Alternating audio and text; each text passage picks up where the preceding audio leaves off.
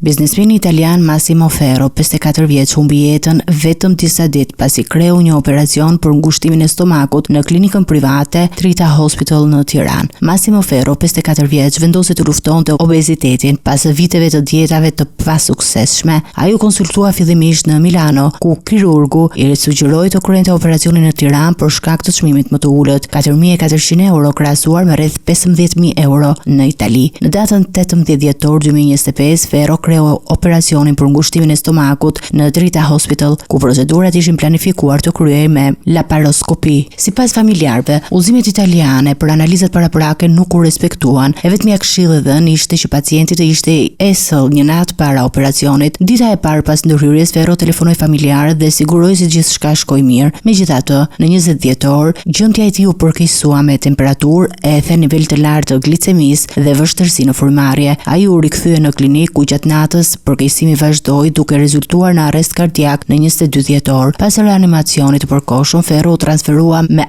autoambulancë në QSUT, por fatkeqësisht ndroi jetë pak orë më vonë. Ai kishte peshë 108 kg dhe vuante nga diabeti tipi 2. Autoritetet italiane kanë nisur hetime të përcjaruar shkaqjet e vdekjes, ndërsa familjarët kërkojnë përgjegjësi nga klinika Trita Hospital për menaxhimin e operacionit dhe pasojat tragjike.